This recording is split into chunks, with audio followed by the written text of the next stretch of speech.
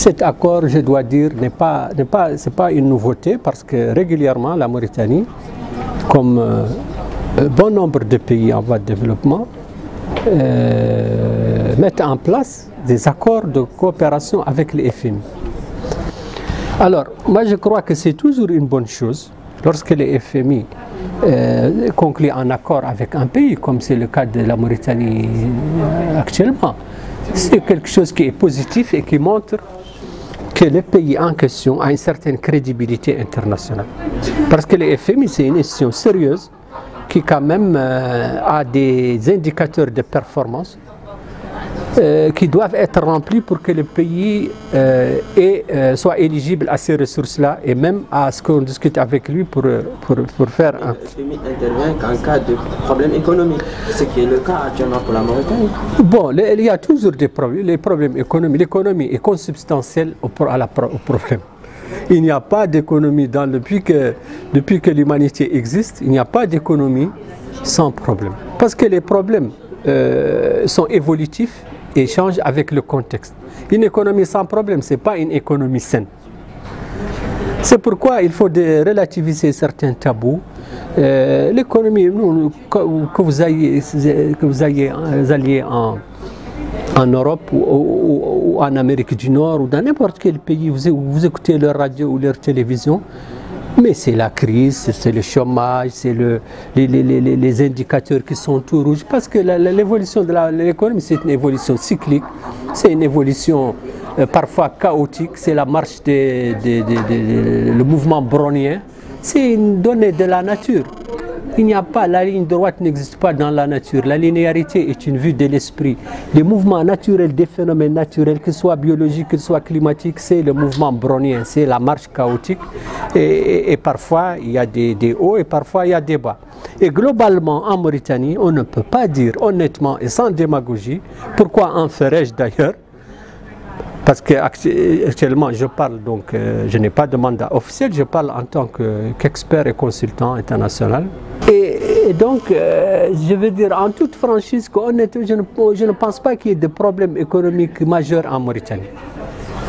La Mauritanie est un pays fragile, qui a une structure économique assez concentrée et polarisée. Un pays fragile, je veux dire économiquement, c'est un pays en voie de développement, mais malgré cela, il a réussi quand même à faire preuve d'une certaine résilience par rapport au choc de la crise internationale, qui s'ajoute au choc spécifique que reçoit la Mauritanie, bon an, mal an, soit les chocs pluviométriques, que ce soit les invasions acridiennes, que ce soit les baisses des minerais, tout. Mais il n'y a pas de problème, si vous voulez, aussi aigu qui susciterait une mise sous perfusion de l'économie mauritanienne par les FMI et qui justifierait que cette institution dicta ses idées, ses desiderata au gouvernement mauritanien. Ça, ce n'est pas vrai. Il y a une baisse des prix du minerai de fer, qui se sont d'ailleurs légèrement redressés pour se maintenir aujourd'hui même, le moment où je parle, à 62 $ la tonne, alors qu'ils avaient chuté en deçà de 50. Et nous sommes dans le seuil du point d'équilibre et du point de rentabilité pour la SNIM. À l'heure où je vous parle, la production de la SNIM couvre largement ses besoins. Et c'est vrai qu'en 2011, on a une situation exceptionnelle, c'est que le marché venait de basculer vers la Chine, d'un marché régulé oligopolistique vers un marché spot. Et la Chine venait de s'accaparer les parts du marché et devenait un grand importateur de minerais de fer, si bien que d'un coup, on a eu des prix qui se sont envolés à 191, 192 $ la tonne, presque 200 $ la tonne. En février, je me souviens bien, de 2012, et en 2011, c'était également là. Et puis, les prix se sont maintenus à un niveau plus élevé qu'ils ne devraient l'être. C'est-à-dire, les prix étaient artificiellement élevés et ils atteignaient des niveaux records jusqu'en 2014. Et actuellement, il y a le contre-coup. Et comme je vous l'ai dit par rapport au mouvement brownien, en économie, il y a des contre-coups. Et puis, une fois que la sphère réelle s'ajuste, les prix vont suivre. Et moi, je crois que... pour la Mauritanie, c'est bien fait d'aller faire une ligne de crédit. C'est très bien, absolument. Pourquoi? Parce que la Mauritanie, c'est un pays qui, comme tous les pays, a besoin parfois de ressources fraîches. Il a besoin d'argent frais, comme tout le monde, qui n'a pour financer ses plans de développement. Vous vous souvenez que l'Arabie Saoudite, il y a quelques années, a emprunté de l'argent à Brunei, au Sultanat de Brunei. Vous vous souvenez de l'emprunt français auprès de la Russie. Quel est le pays aujourd'hui qui n'emprunte pas? D'ailleurs, les économies les plus prospères sont celles qui sont les plus endettées. Et regardez, la France est endettée, les États-Unis le sont. Les États-Unis, ils financent leur déficit, puisque le dollar étant la monnaie des échanges internationaux, ils financent leur déficit dans leur monnaie, donc ils n'ont même pas à justifier ce qui est une forme d'endettement. Mais vous savez pertinemment que cette ligne de crédit ne se fait pas souvent sans conséquence. Oui, bon, il est tout à fait normal, que la Mauritanie et les FMI s'entendent sur des conditions dans lesquelles ces ressources vont être mises en œuvre. Bon, d'abord, il faut les relativiser. Il y a 130 millions de dollars pour 3 ans, ça fait 50 millions de dollars par an. Et la Mauritanie, aujourd'hui, reçoit à peu près 340, 330 millions de dollars nets d'aide publique au développement par an. Donc ça fait, vous voyez, moins d'un sixième de ressources que reçoivent les Mauritaniens des bailleurs de fonds. Parce que vous avez 50 millions contre plus de 300 millions. Et souvent les FMI aussi, quand ils développent des programmes comme ça, ce n'est pas continu. Il y a souvent des interruptions de plusieurs années pour évaluer, pour négocier. Donc les FMI, ce n'est pas une institution qui a vocation à financer. Lui, c'est plutôt une institution qui donne en blanc-seing. Quand la Mauritanie, par exemple, signe avec les FMI, ça renforce sa position de négociation vis-à-vis des autres donateurs qui, eux, peuvent prêter plus d'argent. Vous savez que la Mauritanie reçoit des financements énormes. Vous savez qu'en 2015, c'est écrit dans le document du FMI, ce n'est pas une information que je divulgue.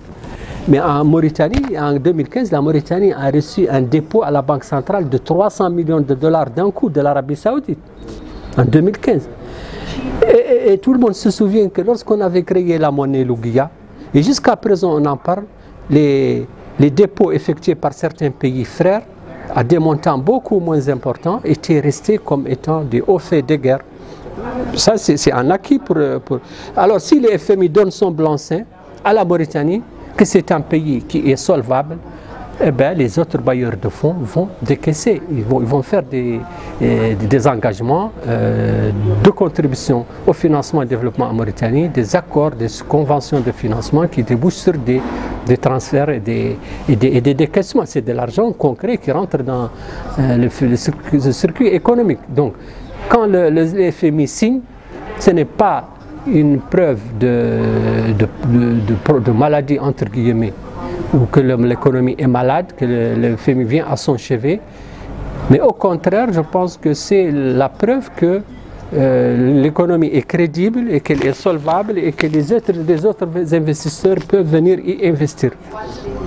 Non, il n'y a pas du tout une embellie économique. Non, je dis que la Mauritanie a connu une embellie économique jusqu'en 2014. Elle a eu des recettes très importantes grâce à ses exportations de minerais, notamment de fer, qu'elle a utilisé une bonne partie de ses ressources pour financer des infrastructures de développement, qui sont une étape nécessaire sur la voie du développement et du décollage économique, mais leur effet n'est ressenti que de façon retardée.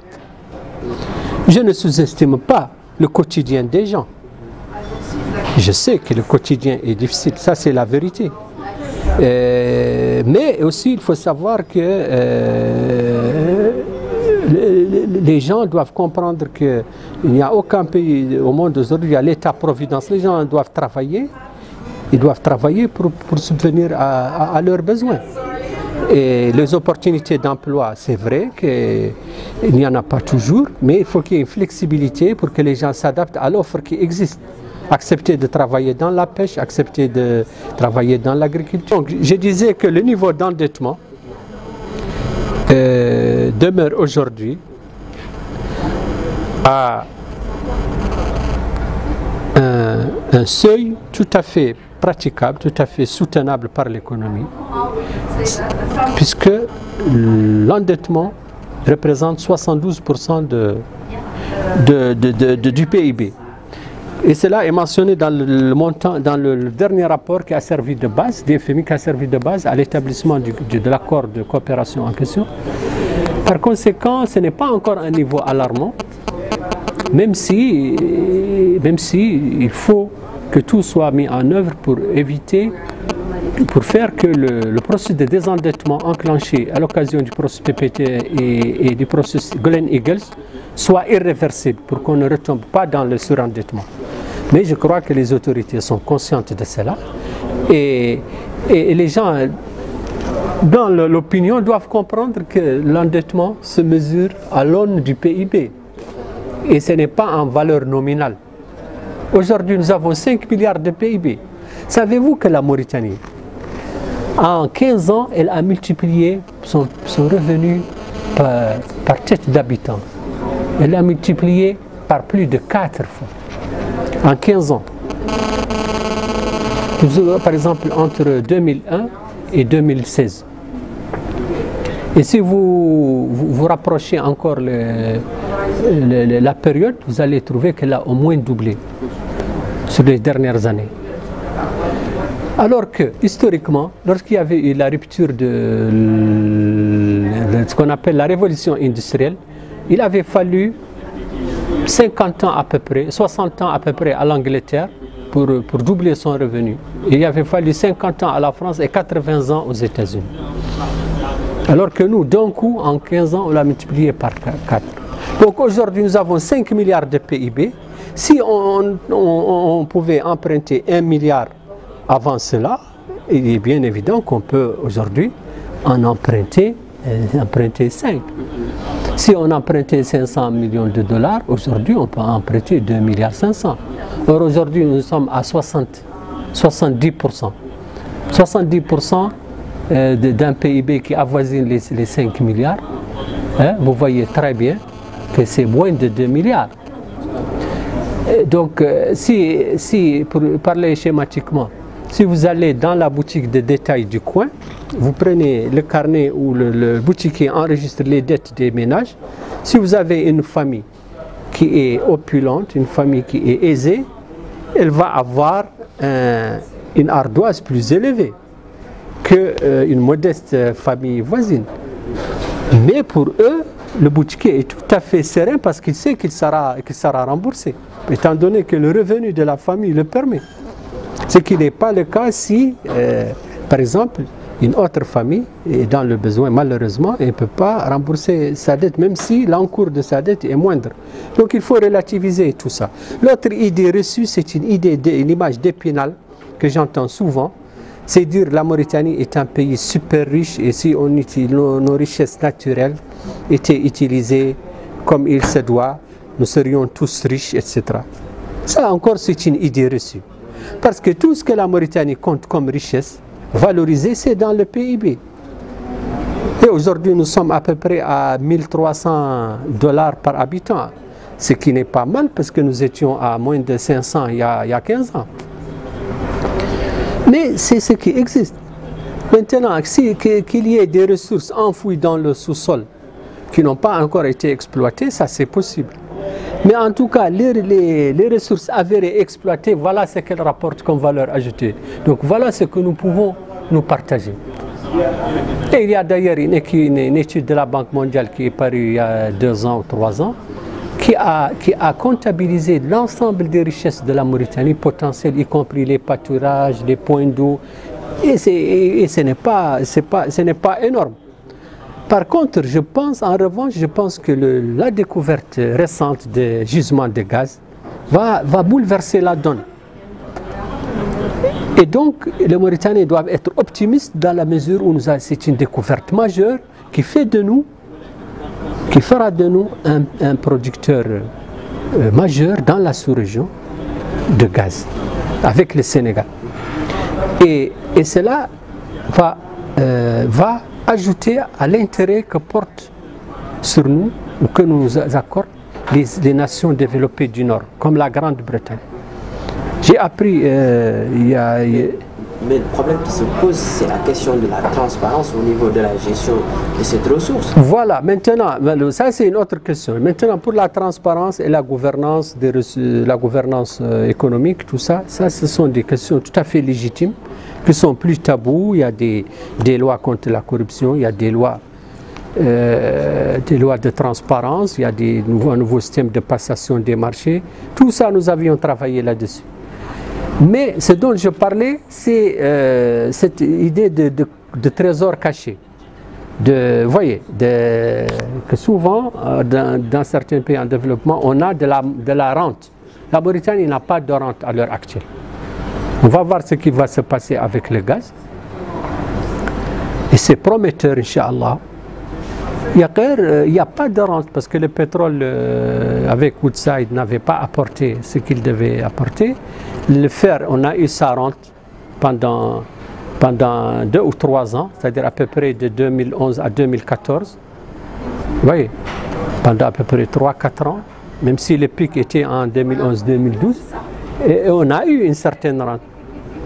Mais hormis ça, il n'y a pas de rente. La Mauritanie est un pays qui a des ressources minières et de la pêche, mais elle n'est pas à un niveau qui fait d'elle un pays rentier. Donc cette image que certains galvaudent en prétendant que la Mauritanie est un pays riche et un peuple pauvre. Ça, j'entends ça. Moi, je crois qu'on a un pays pauvre et un peuple pauvre. Parce que la Mauritanie est encore un pays pauvre. Parce qu'on n'a pas assez de ressources. Les ressources, ce sont celles qui sont comptabilisées au niveau du PIB. Il n'y a rien d'autre. Maintenant, potentiellement, on a du potentiel et des recherches sont en cours. Ok, d'accord. Mais même si les ressources sont bien utilisées, hein, les arbres, comme on dit en bourse, les arbres ne montent jamais jusqu'au ciel. Donc ça ne fera que $1 300 par personne. Et avec $1 300 par personne, vous ne pouvez pas aller bien loin. Donc même s'il y a un taux de déperdition lié à une gestion, etc., qui n'est pas transparente, etc., ça ne fait quand même que $1 300 par habitant. Donc c'est un peu le cercle vicieux de Ragnar Nurks qui avait dit qu'on est pauvre parce qu'on est pauvre. Donc le pays, il est encore dans le piège à bas revenus, et il faut qu'on le hisse pour sortir du piège à bas revenus et l'installer sur un sentier de croissance équilibrée et durable. Et pour ça, il faut qu'il y ait un effort critique minimum pour hisser l'économie. Et pour ça, il y a les infrastructures, c'est vrai, qui sont obligatoires. Il faut l'effort de tous, il faut que chacun travaille, que les gens innovent, que les gens soient créatifs, qu'ils épargnent, qu'ils investissent, qu'ils prennent des risques. Et il faut que nous travaillions au niveau micro. Ça, j'avais fait un article là-dessus. Il faut qu'on travaille sur le niveau micro, sur le niveau des industries, des unités, pour la productivité, au niveau des ménages, qu'on réfléchisse au niveau micro des ménages. Comment les ménages consomment, comment il fait face à ses soucis quotidiens, comment il fait face à l'insécurité, comment il fait face au coût de la vie. Comment les enfants sont scolarisés, c'est ça qu'on doit faire. On ne doit pas que se cantonner comme on l'a fait depuis l'indépendance au niveau macro avec les grands indicateurs, au niveau méso avec les secteurs. On fait des routes, c'est bien, on fait des temps, on parle de l'éducation, on parle de la santé, mais au niveau micro, c'est là où la bataille se joue. Parce que c'est là où il y a les gains de productivité, c'est là où il y a l'intensification de l'effort de croissance. Que ce soit au niveau des unités de production, qu'au niveau des ménages, des individus, des comportements individuels.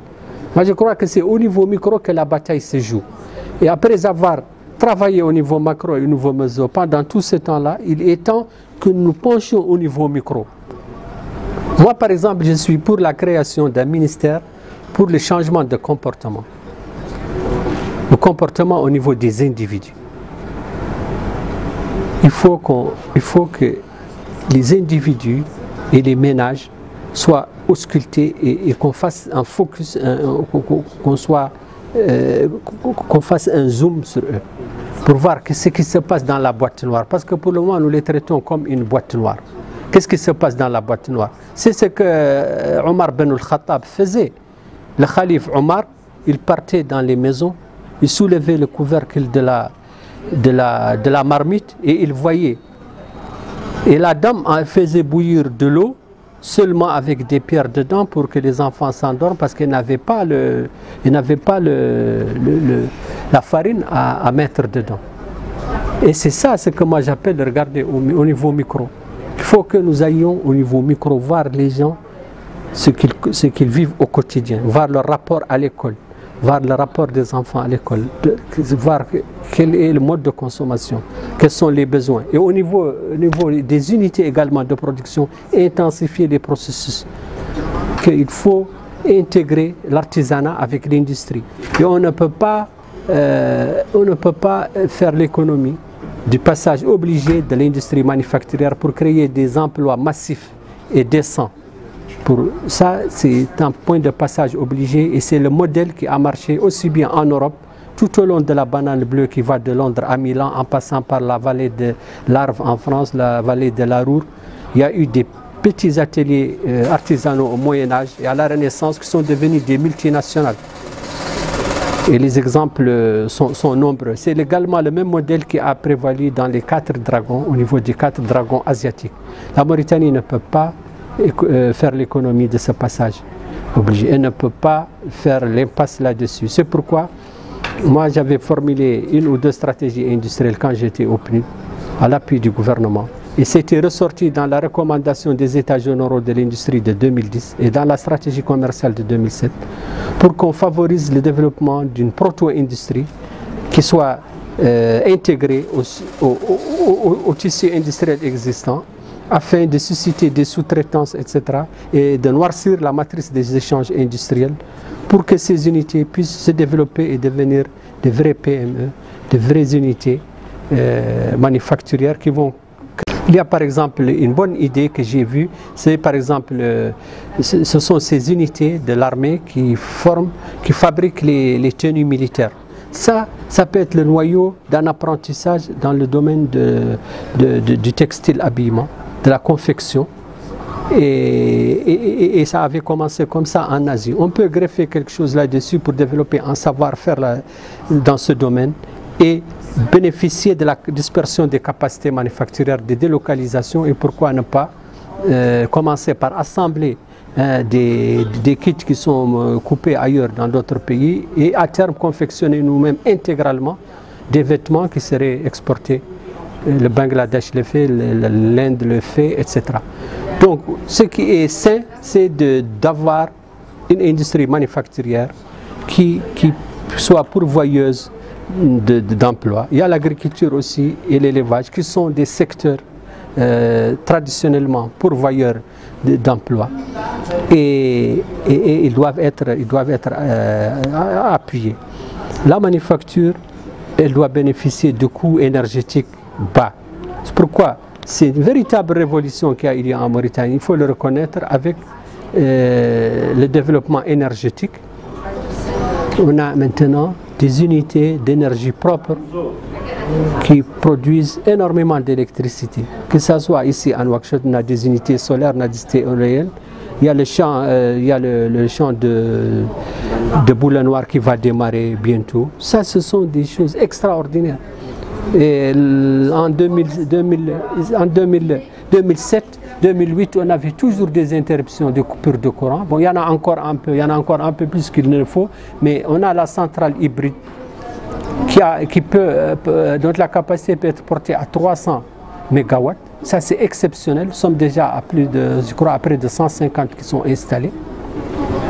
Nous sommes exportateurs nets d'électricité vers le Sénégal. Ça, c'est quelque chose d'exceptionnel. Donc, si on arrivait à faire baisser le coût du kilowattheure pour la manufacture, ça serait une révolution. Grâce à notre gaz, ça serait une révolution. Si grâce également à cette énergie, nous pouvions faire de la réduction directe de notre minerai de fer et produire les boulettes qui sont exportées, eh ben, ça serait magnifique. On augmenterait la valeur ajoutée de notre produit sidérurgique. Bien que je ne suis pas de ceux qui défendent l'idée de transformer le minerai de fer ici parce que notre tonne d'acier ne sera pas compétitive pour le moment. Mais une réduction directe in situ à Zouérat des pellets qu'il y a des Guelb, ça c'est quelque chose avec le gaz, ça serait quelque chose de faisable. Donc avoir un produit semi-fini. Mais d'avoir déjà l'acier, beaucoup de pays, y compris des pays voisins, l'avaient essayé, mais ça serait une cathédrale dans le désert, un éléphant blanc. Comme bon nombre de pays en développement en ont eu malheureusement. Donc la Mauritanie est un pays qui a un potentiel, mais pour en revenir à cette question, qui n'est pas un pays de rente véritable. Et les gens donc ne peuvent pas rester en bras croisés en s'attendant à ce que l'État leur donne une partie de cette rente, parce que la rente en réalité n'existe pas encore pour le moment.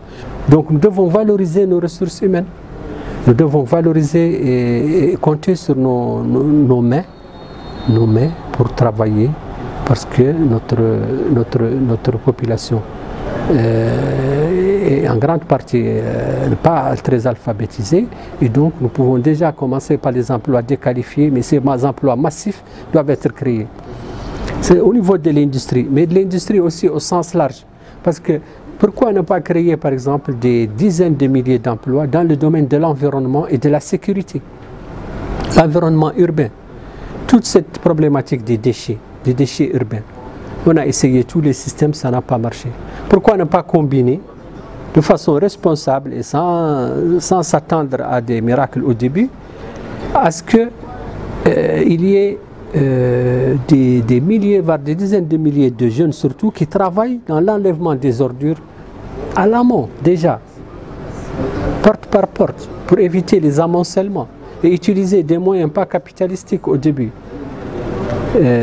Utiliser des charrettes, utiliser les ânes pour tirer ces charrettes jusqu'aux dépôts secondaires qui eux peuvent, à partir d'eux, on peut transformer par camion. Transportés par camion jusqu'au dépôt final. Et ça donne du travail à ces jeunes et les organiser en comité de quartier qui font aussi la sécurité la nuit. Parce qu'il y a un problème de sécurité urbaine important à Nouakchott. Donc déjà, ces comités peuvent être structurés en lien avec les services de sécurité parce que c'est leur métier. Pourquoi ne pas créer des supplétifs de la police comme on avait eu avec l'armée et les autres pendant la guerre du Sahara? Il y avait des supplétifs de l'armée, de la garde, des gens qui sont moins payés mais qui ont un côté bénévolat et qui sont intéressés par un petit montant et qui travaillent sous l'ordre ça travaillerait en l'occurrence sous l'ordre de la police en lien avec ces comités. Dans chaque quartier, il y aurait un comité donc à la fois qui enlève les ordures la journée par rotation et la nuit, une partie de ce comité veille à la sécurité du quartier en lien avec les boutiques de détail parce que c'est un réseau naturel qui connaît tout le monde dans le quartier, en lien avec la mosquée parce qu'ils connaissent les gens dans le quartier. Ils sont reliés par téléphone portable, sont structurés par commune et reliés entre eux en réseau. Et tous les, par exemple, les 10 ou 15, tous les 10, 15 ou 20 comités, il y a un petit moyen motorisé. Et quand il y a une alerte quelque part, il y a le quad ou la moto ou quoi qui vient au secours. Vous voyez? Et ça espérons que cette bonne idée sera entendue. Voilà. Ça, si on est imaginatif, on peut créer des emplois massifs dans beaucoup de domaines, que ce soit dans la manufacture, dans l'artisanat, dans l'environnement urbain, dans l'environnement tout court, dans les grands chantiers, dans les grands chantiers, parce que comme disait Maynard Keynes, les grands chantiers permettent de créer de la demande. Quand il y a la demande, ça crée des débouchés pour les autres activités. Et c'est ça qui crée la croissance diffuse. Et je crois que les perspectives de l'économie mauritanienne sont encourageantes parce que je crois que le fait que la Mauritanie ait résisté à cette crise est une bonne chose. Et Dieu merci, alhamdoulilah, on est quand même dans un contexte où il y a une certaine stabilité, alhamdoulilah, par rapport au chaos du terrorisme, etc. Dieu merci. Sur nos frontières, nous avons la sécurité. Ça, c'est un atout. Et parce que sans sécurité, on ne peut pas faire de développement.